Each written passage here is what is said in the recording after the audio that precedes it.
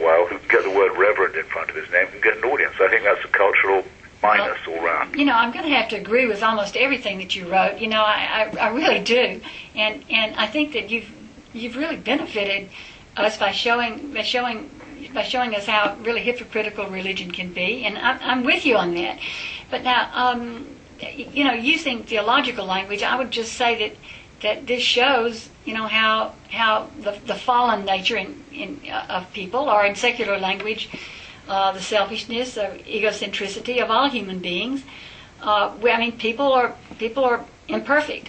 But let me ask you this: have you observed any redemptive aspects at all to religion?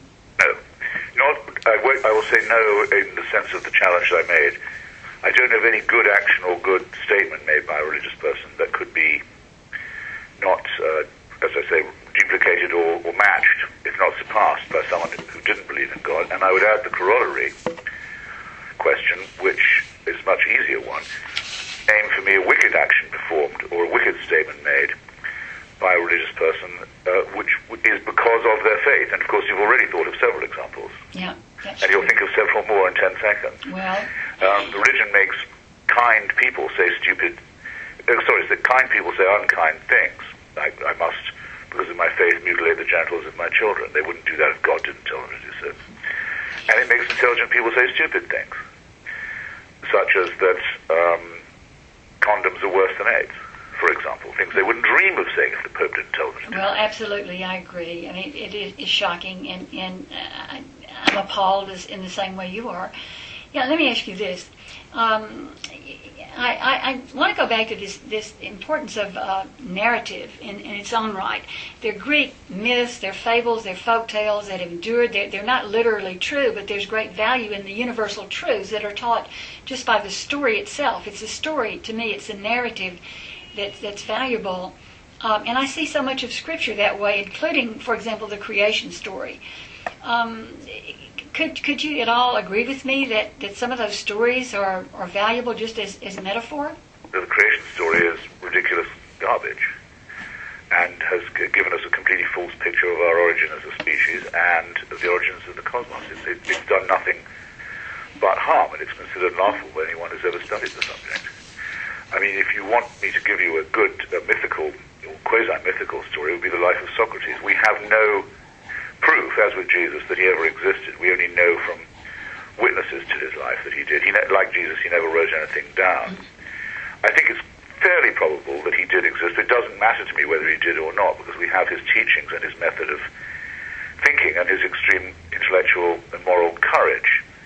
And anyone who could look me in the eye and say they preferred the story of Jesus or Moses or Muhammad to the life of Socrates would, I think, I have to say it to you, because you are asking me what I think, intellectually defective. The great tradition starts with Lucretius and Epicurus, who work out that the world is made of atoms and is not created by any designer. It goes through Socrates and through, Galileo, Spinoza, people whose work is burned and despised by Jews and Christians and Muslims alike, through Voltaire, to Darwin, I'm abridging the story somewhat, but it's the last chapter, almost the last chapter of my book, the better tradition, that of people who think for themselves and who don't pray in aid any supernatural authority. That's what needs to be boosted. That's where you should be spending your life, is in spreading and deepening that tradition. Well, let me ask you this. When you have debated people of faith, and I know you've done a lot of this, have you been ever challenged in any way that has made a difference in your thinking? I think that the observation, if we can put it like that, that has made us, I'm talking of my colleagues and myself, when we talk amongst ourselves, spend the most time, is what's called sometimes the fine-tuning argument. I mean, we don't care that some religious people have behaved well because that doesn't say anything about the truth of religion, for example. That's not an argument. But the argument that human beings only exist because of an extraordinary number of events in the physical, in the natural world, which if they'd been slightly different, would have meant that our planet was as much of a howling wilderness as all the other planets are, is interesting. interesting. It does take time to think about it. I just don't think that it's solved or addressed any better by being referred upward to an unseen supernatural authority. But of course, yes, it makes one think, which is that's my test for a good argument. I don't think there's a single other one that makes any sense at all. Well, you say that non-believers distrust, and I quote you, distrust anything that contradicts science or outrages reason. And you also say that you respect, of course, free inquiry. And I am a person of faith, and I absolutely agree with these two statements. I do not believe that in order to be religious, you have to disconnect your brain. Now, do you believe that? And if so, why? Well, I think that even the smallest privilege of faith over reason is a betrayal. Yes, I do. I don't say, my daughter goes to a Quaker school, for example. Do I think that the Quakers are the same as Hezbollah? No, of course I don't, though I think there's a lot to be said against Quakerism, morally. I'll say what it is, if you like. But what they do have in common is the idea that faith is an automatically good word. I think it's not. I mean, when people say, I'm a person of faith, they expect respect for it, as we see in every election cycle. I'm a person of faith. People, they imagine they'll get applause for that. They generally do. If I could make one change in the culture, it would be to withhold that applause. Say, wait a minute, you've just told me you're prepared to accept an enormous amount on no evidence whatever. Why are you thinking that would impress me? I have no use for it. I mean, when I could be spending time looking through a telescope or into a microscope and finding out the most extraordinary and wonderful things, people say, no, but faith can move mountains. I just find this ridiculous. Faith in what, by the way? You haven't said. Oh, well, if you would like for me to talk a little bit about what I believe, I'd be happy to do that. Well, I would actually, yeah. Okay.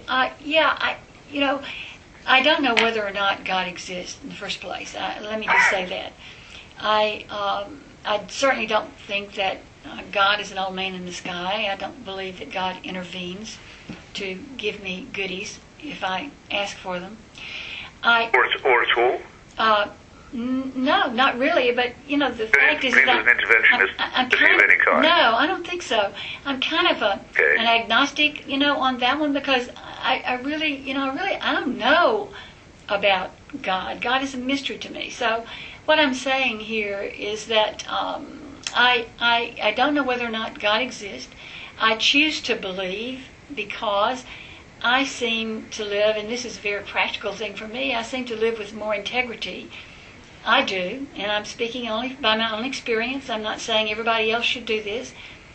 I seem to live with more integrity when I find myself accountable to something larger than myself. And that self, and that thing larger than myself, I call God, but it's a metaphor, because I don't know what God is. I mean, the God that I would have, I would describe as a mystery, an emptiness out of which everything comes. Perhaps I would say reality. Perhaps I would say what is. All God language, I think, is metaphorical, because we're trying to describe the infinite with language of the finite. And so, I certainly can't be more concrete than that. And yet, I'm giving, and yet, I will say this, my faith is that I put all I am and all that I have on the line for that which I do not know.